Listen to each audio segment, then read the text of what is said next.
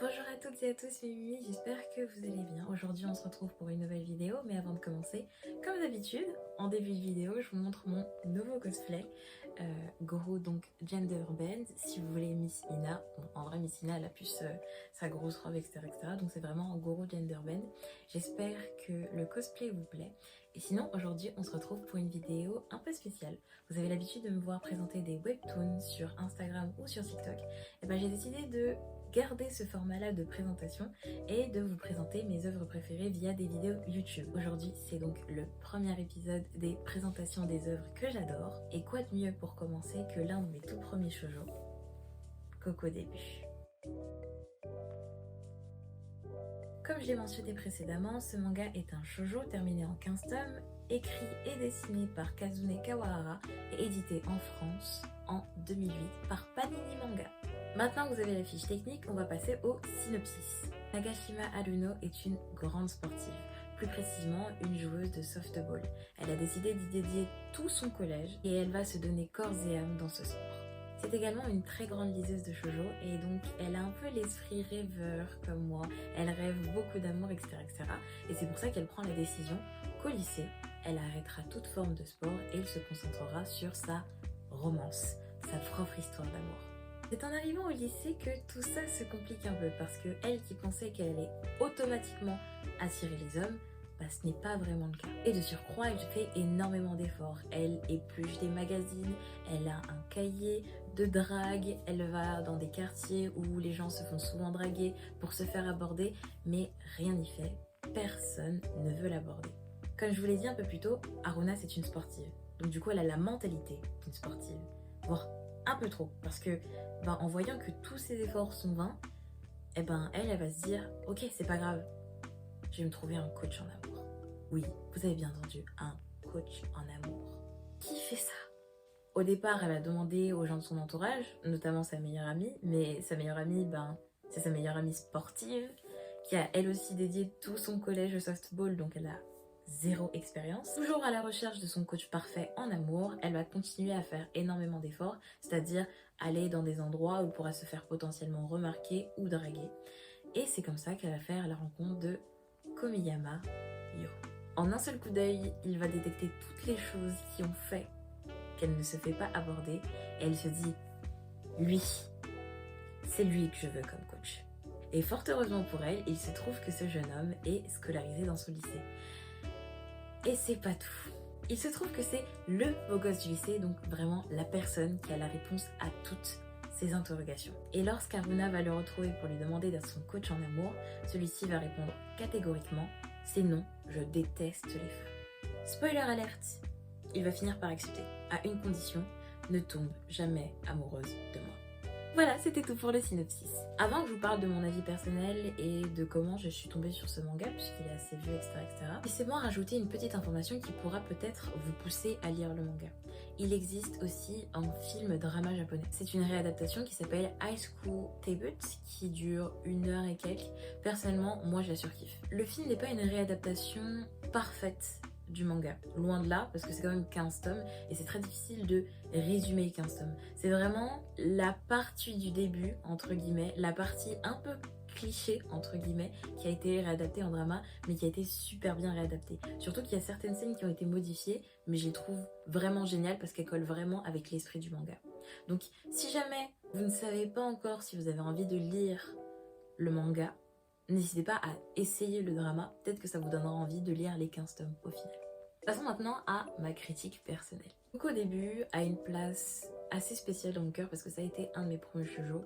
Je dirais que le tout premier, et je m'étais rendu compte que c'était un shoujo et que je savais que c'était un manga, etc., c'est Je t'aime Suzuki, que j'ai juste ici, c'est les tomes que vous voyez en jaune, 18 tomes. Vous me direz si la prochaine fois vous voulez que je vous les présente.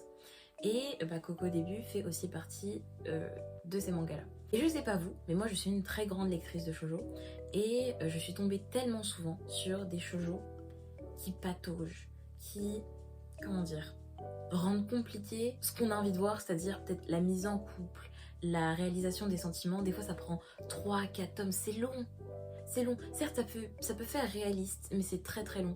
Des fois on a juste envie de suivre le couple de la série. et bah c'est exactement le cas de Coco au début.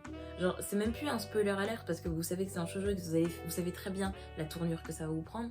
Mais ce que j'apprécie vraiment dans ce manga, c'est le fait qu'on suive le couple et pas la mise en couple. Bien sûr qu'on va suivre la mise en couple comme dans tout shoujo, puisque c'est plus intéressant de voir le moment où ils ont des sentiments, ils réalisent leurs sentiments, comment ils vont se déclarer, comment ils vont se mettre en couple. Mais c'est aussi très intéressant de voir leur dynamique, surtout sur le long terme. Et c'est ce que propose Coco au début.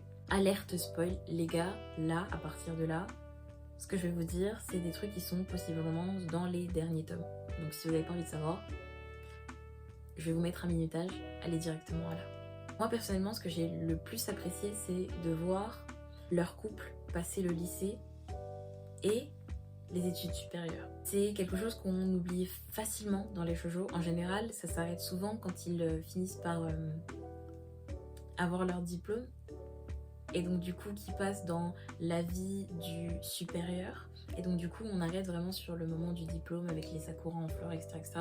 C'est certes très sympathique, mais on a envie de voir ce que ça peut donner à l'université, etc., etc. Quel genre de problèmes auxquels ils vont être confrontés, etc. etc. Et je trouve ça vachement bien de voir justement, par exemple, Io prendre une décision, même par rapport à sa petite amie, d'aller loin d'elle pour pouvoir faire ses études, de voir leur relation à distance, comment elle va évoluer, de voir les moments où ils vont se voir, etc. etc. Franchement, j'ai trouvé ça super intéressant et super réaliste surtout. Ça m'a fait du bien de retrouver des scènes clichés, certes, mais des scènes aussi qui peuvent nous toucher profondément. C'est ce que je préfère dans les shoujo, vraiment des scènes où on se retrouve mais vraiment point pour point et on se dit ah oui, ça peut clairement se passer dans la réalité et pas ah ouais c'est un shoujo. Vous voyez ce que je veux dire ou pas? Sans vous spoiler, je pense que les amateurs du manga et animé Say I Love You vont surkiffer ce manga. Après, je vais pas vous mentir, Coco au début c'est quand même un manga qui est assez vieux. Certes, il a été édité en 2008 par l'édition Panini, mais il est sorti beaucoup plus tôt au Japon, comme d'habitude, et j'ai l'impression que c'est une série qui n'est pas si bien marché que ça, puisque elle est plus éditée. Et pour retrouver certains tomes, dont le tome 14, c'est ouf. Des fois, je retrouve des prix tellement aberrants sur des sites d'occasion. Je me dis, mais c'est même plus le prix d'un tome, les gars. C'est le prix de toute la collection. Qu'est-ce que vous me racontez? Si vous avez l'occasion de la lire, que ce soit par exemple en médiathèque, puisqu'en médiathèque, souvent ils ont toute la série, ou si vous faites partie de mon entourage, n'hésitez pas à me l'emprunter. Parce que vraiment, c'est une série pépite et moi, j'ai beaucoup apprécié la lire. Et je pense que beaucoup apprécieront la lire.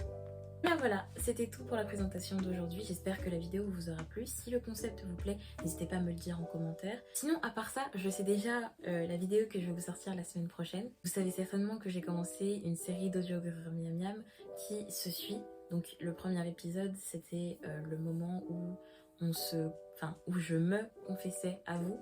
Ensuite, c'était le moment où on s'est disputé.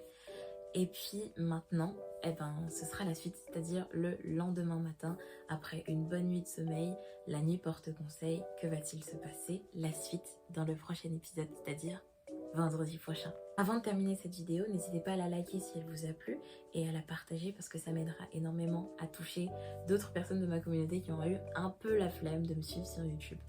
Voilà, je vous fais d'énormes bisous et je vous souhaite une très bonne journée ou soirée.